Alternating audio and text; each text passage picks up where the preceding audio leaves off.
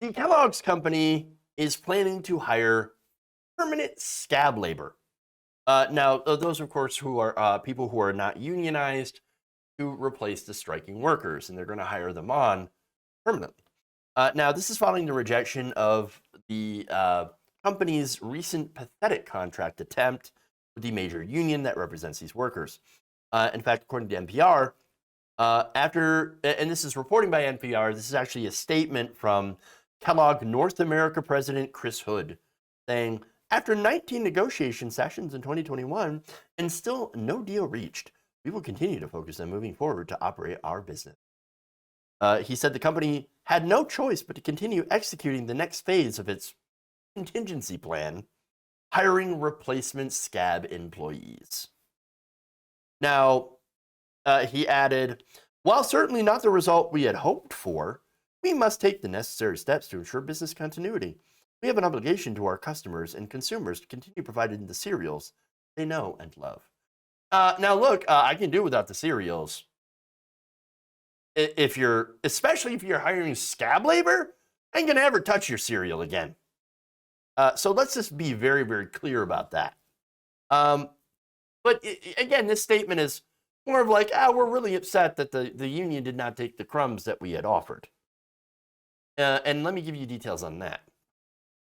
In the tentative 5-year agreement announced last week, the changes would have included both a 3% wage hike for longtime legacy employees, as well as increases for both newer transitional workers and new hires based on years of service. Now, you might think, wait, they're getting a raise. What's the problem? What's going on? Well, they also decided to bring in something called a 2-tiered wage system, which, if implemented, would actually create a separation between new and old employees. Those in the lower tiers would actually make about $11 to $12 less than higher tier peers, while also having higher insurance premiums. I mean, you got to pay more out of pocket for your insurance while you're making less money, and less vacation time. Fascinating. Now, the contract also didn't really address working conditions. Now, there were reports of workers being overworked massively. In fact, Carrie Williams, a mechanic who has worked at the Lancaster factory for about 18 years, told Vice's Motherboard, we're working 12 to 16 hours a day to meet the increased demand in the cereal market. Now, apparently they offer these very little crumbs, and you only get a wage, 3% wage increase in our contract, and not only that, but people who are there longer can make double what you make, $11 to $12 more, and we're still going to have the same working conditions. So why would we take that crappy contract? Oh, by the way, I have to add that they were going to expand, I think, access to dental and vision on their insurance as well. Now, that's all well and good, but here's the thing. The company's CEO, Steve Callahan, made over $11.6 million in 2020 alone in the compensation. That's during the pandemic. What? And by the way, the conditions as well is there were people with COVID hauled in that had to work, well, just 12 to 16-hour days as well. And by the way, the result is Kellogg's made a whopping $1.76 billion in profit. Kellogg also had originally attempted to eliminate premium healthcare, holiday, vacation pay, and retirement benefits to either eliminate or downsize it significantly, all while they're making massive profits.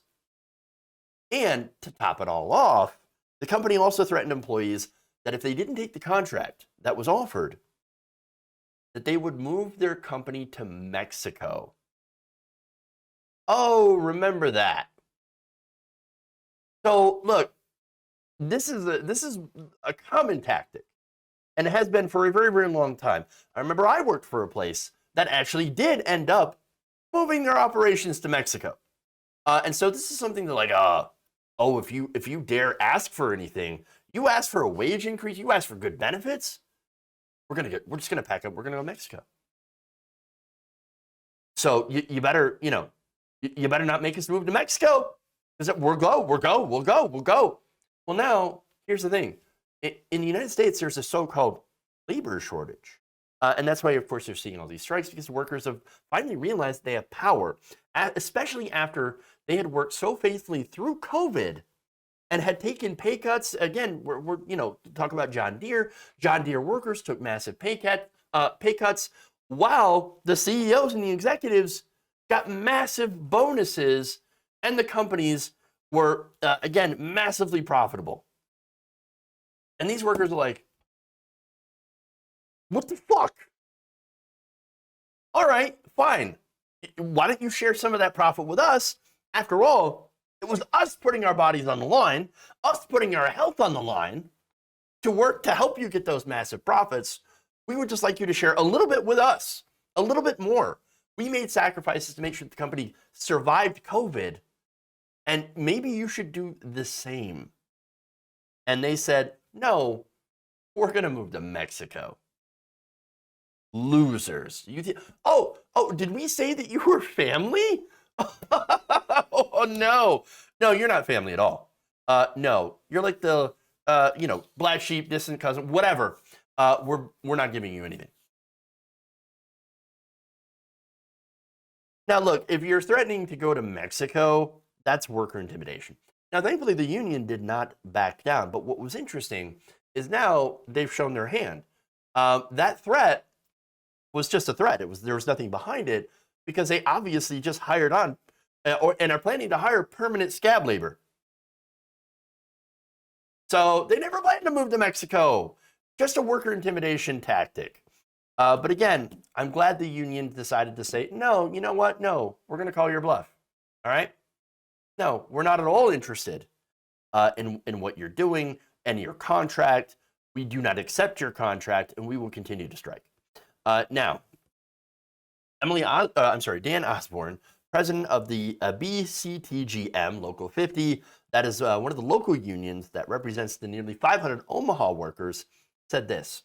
This is about the two-tiered contract and the new contract that does provide a pathway to legacy, but says it's too long. Well, if you're very low in seniority or a transitional employee, if you do the math, it can take you 8 or 9 years to move up. Although it does provide a clear pathway, I think we could do better. I agree. Dan Lewis, a worker at the plant who had been there for 9 years, said this: "We're going to get everyone. We are going to get everybody where they deserve to be. Legacy workers who stand shoulder to shoulder with the transitional employees inside the plant are standing up for them outside on the picket line." So it's good to see that. That's also reporting from NPR. Lewis said this: "I think it sends a message that the union is of one mind, one voice, and we will not leave anybody behind." I love it. There's another quote here. This is Stephanie Sterling, who had worked at the plant since 1989. And by the way, she's hoping to retire in 3 weeks, but has decided to stay on until there is a signed contract. She says this, quote, "It's not about me. It's about we. We are united about this decision to make things right for all of us." You know what? That is what solidarity looks like. I absolutely love it. I think it's fantastic. Now, the union says, we're not going to stop. We don't plan on stopping. In fact, the Bakery, Confectionery, Tobacco Workers, and Grain Millers International Union, which is representing the 1,400 striking workers, said in a statement on Tuesday that it will continue to provide full support to our striking Kellogg's members. The BCTGM is grateful for the outpouring of fraternal support we received from across the labor movement for our striking workers at Kellogg's. Solidarity is critical to this fight. And by the way, solidarity. So look, the thing that we can do for solidarity here, without being out on the picket line, we can boycott Kellogg's until the company decides to put out a better contract. Here's the thing. Kellogg's, if you want to hire scab workers, okay, then we're just not going to buy your products.